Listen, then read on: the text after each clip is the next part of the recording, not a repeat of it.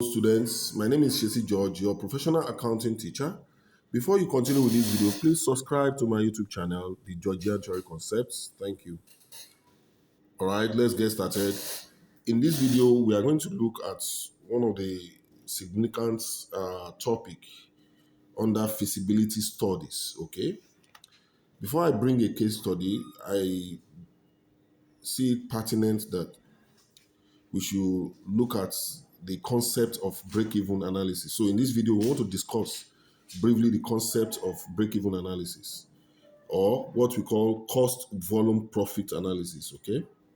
So what is break-even analysis? Write it down. It is a study that explains the interrelationship between the costs, the revenue, and the volume of sales. Okay.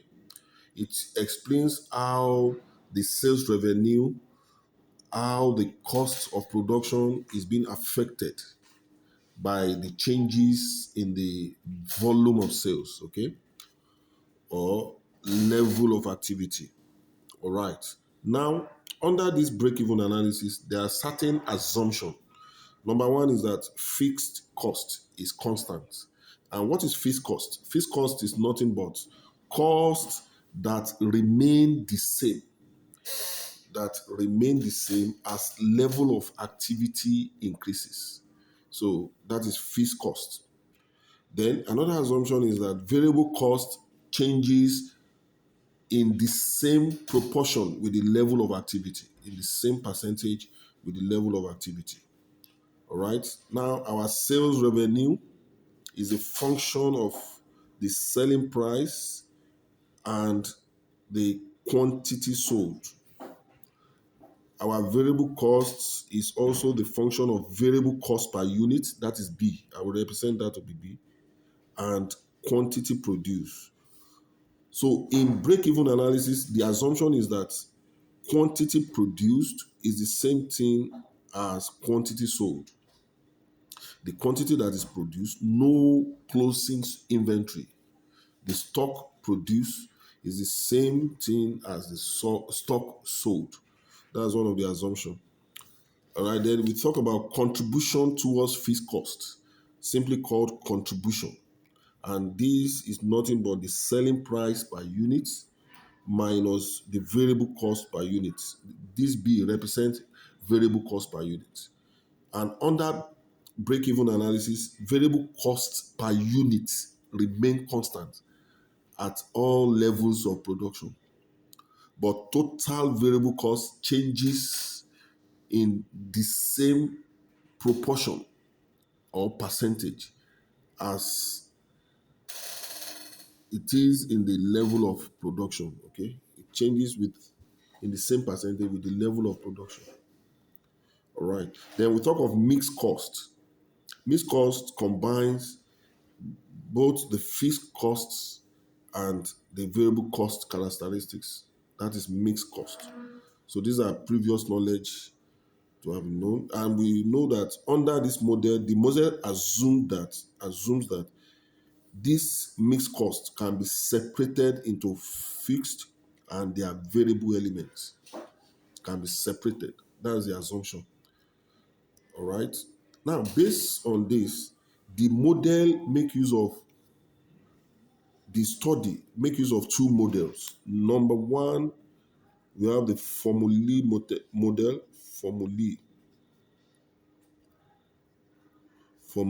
method, which we are going to discuss. Then number two, we have the graphical method, the graphical method. Okay. Now let's look at the model. Then before we go to the model, we talk of break even. So what is break even? Break even. So break even point, write it down, is the point at which total revenue equates total cost, which means that at this point, our profit is zero. No loss, no profit. All right. So when we ask to now, How do we determine mathematically the formula method, mathematically the break-even point? Okay, we know that at break-even, we said our total revenue equals to total cost. Take note of that. We know that total revenue is nothing but the selling price multiplied by the quantity sold. Our total cost is total fixed cost, our total fixed cost plus total variable cost. Don't forget, no profit, no profit. Then our total revenue equals to fixed cost plus total fixed cost. Don't forget, total fixed cost plus variable cost per unit multiplied by quantity produced. And that quantity produced is the same thing with quantity sold. So let us collect like terms. Let's collect like terms. So when you collect like terms, what do you have? X dot Q minus B dot Q equals to total fixed cost. So this plus comes to this side, becomes negative. Okay? All right, class. Okay, now mathematically speaking, we pick the common terms. Yeah, the common terms. So we have Q minus B. Okay, Q divided by this, Q divided by this, Q of this. Okay, and this is total fixed cost. All right, we divide both sides by S minus B. Divide both sides by S minus B. Cut, cut. So what do you have? Q equals to total fixed cost all over S minus B. Don't forget, sales minus variable cost per unit. I said it will give you what we call contribution towards fixed cost. So I will now say our Q is nothing but total fixed cost divided by contribution per unit. So this is the point, the quantity to be sold, where total revenue equals to total cost. And that is called the break even point. So that's how we derive this formula. So in units, so if you are asked to find break even point in units, that's the units. Just say our total fixed cost for the period all over contribution per unit. If, however, you are asked to find break-even point in naira value, in value, don't forget in value. All you need to do is say this break-even point in units, multiply by selling price per unit. So it will give you a naira value. All right. Okay. Now, you can also use a formula to calculate my break-even point in naira value.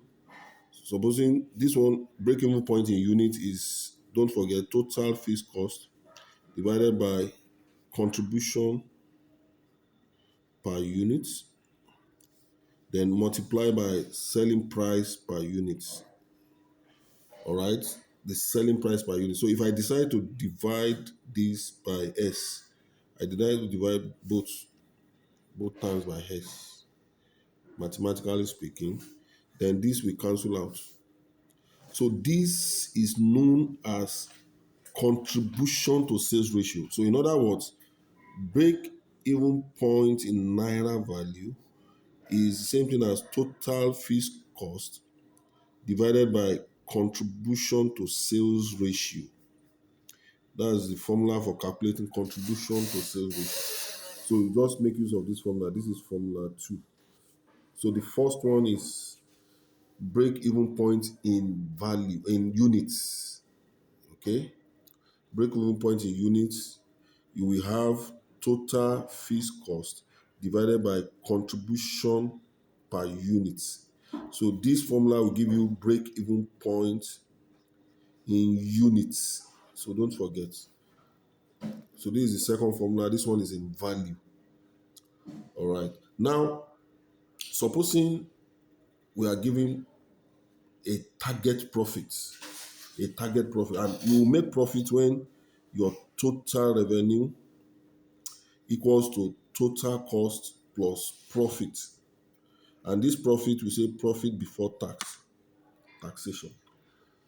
So to determine the profit, now look at this, I can break it for that. We know that this is a function of selling price all over quantity, which is the same thing as fixed cost. Don't forget, total cost is the addition of fixed cost plus total variable cost plus profit before tax.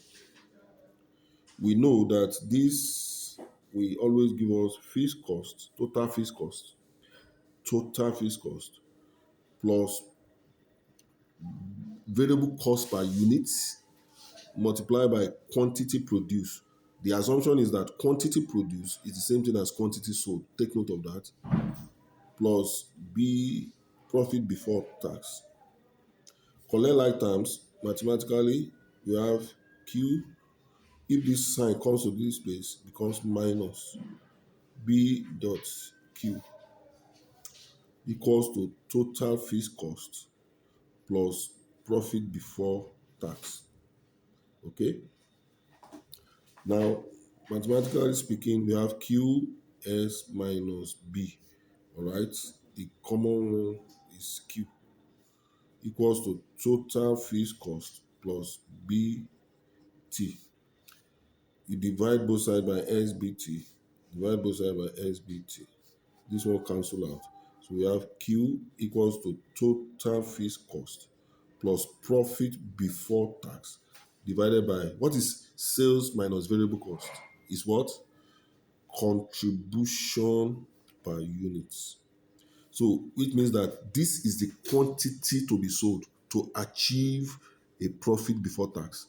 Write it down. Quantity to be sold to achieve a profit before tax. You make use of this formula in units.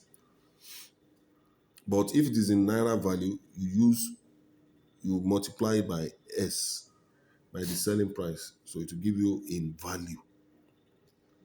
Now, this is formula 3. Another formula is Q equals to total fixed cost plus if you are giving profit after tax. So you say 1 minus tax rate divided by contribution per unit. All right? Contribution per unit. Students should take note of that. Then there's one called margin of safety. Margin of safety. Okay? Because we use this in decision making and it's nothing but the budget sales. The budget sales minus break even point sales. Okay? In units.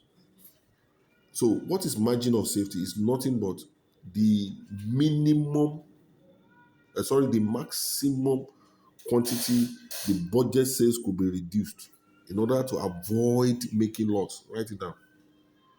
The maximum units in which the budget sales could be reduced to avoid making loss. That is the difference. That's what we call margin of safety. So to calculate the margin of safety, you make use of this formula. From the graphical point, if you look at the graph, but it's not part of the scope of this video, but just to illustrate, this is fixed cost. This is fixed cost.